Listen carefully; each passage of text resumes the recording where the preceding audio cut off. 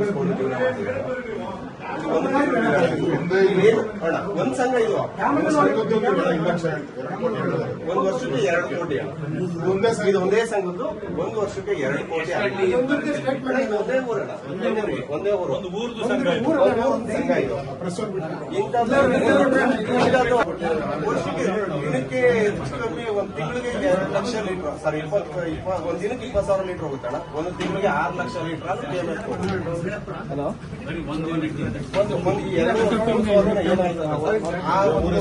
ಜಾಗಕ್ಕೆ ಸೇಫ್ 20,000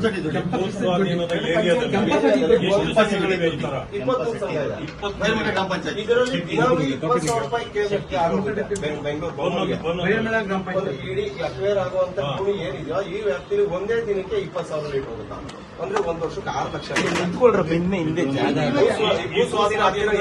ಏರಿಯಾದಲ್ಲಿ. ಈ ಹಳ್ಳಿದು ದಿನ 1,400ರಿಂದ 1,500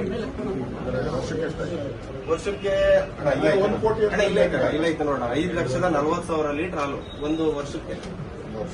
ಇದು 2 ಕೋಟಿ 1 ವರ್ಷದ ಹಾಲು. ಚಿಕ್ಕ ಹಳ್ಳಿ 5,40,000 ಒಂದ್ ಸಂಘ. 1,000-1,200 ಲೀಟರ್ ದಿನ ಉತ್ಪಾದನೆ ಆಗುವಂತ ಸಂಘದಿದು.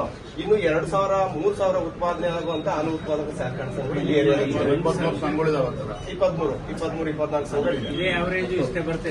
ಒಂದ್ರಲ್ಲಿ 500 ಇದೆ, ಒಂದ್ರಲ್ಲಿ 3,000 ಇದೆ. ಭೂಸ್ವಾಧೀನ ಭೂಸ್ವಾಧೀನ ಆಗ್ತಾ ಇರೋ ವ್ಯಾಪ್ತಿ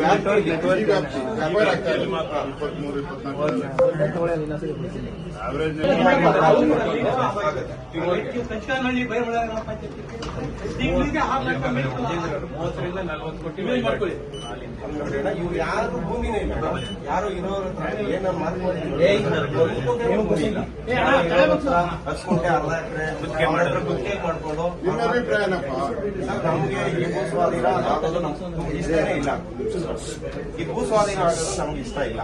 ಇಡೀ ನಮ್ಗೆ ಎಲ್ಲ ಇಡೀ ಊರಲ್ಲಿ 95% ಯಾರಿಗೂ ಇಷ್ಟ ಇಲ್ಲ. ಯಾರೋ ಕೆಲವರು 3 ಮಂದಿ 2 ಮಂದಿ ಅವ್ರು ಸುಮ್ಮನೆ ಏನೇನೋ ಬೋಗಸ್ ಹಂಗ ಹೋಗ್ತದೆ, ಒಂದೇ ಸಲ ದುಡ್ಡು ಕೊಡ್ತಾರೆ, ಈ ತರ ಎಲ್ಲ ಏನೇನೋ ಸುಳ್ಳು ಹೇಳಿ ಅವ್ರೆಂತವ್ರು ಅಂದ್ರೆ 10 ಎಕರೆ 15 ಎಕರೆ ಇರುವಂತವ್ರು.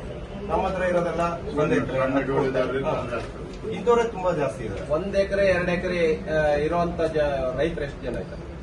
1 ಎಕರೆ 2 ಎಕರೆ ಅಂದ್ರೆ ಸರ್ ಇಡೀ ಊರಲ್ಲಿ 150 ಮನೆ ಇದೆ. 150 ಮನೆಯಲ್ಲಿ ಪಾಣಿ ಇರುವಂತವ್ರು ಒಂದು 40ರಿಂದ 45 ಮನೆಯವರು ಅಷ್ಟೇ. ಉಳಿದವರೆಲ್ಲ ಬೇರೆ ಕೂಲಿ ಮಾಡಿ ಅಥವಾ ರೇಷ್ಮೆ ಒಂದು ಮಾಡ್ಕೊಂಡು ಹೈನುಗಾರಿಕೆ ಮಾಡ್ಕೊಂಡು ಜೀವನ ಮಾಡ್ಕೊಂಡು. ರೇಷ್ಮೆ 35,000 ಕೋಟಿ ಟರ್ನ್ ಓವರ್.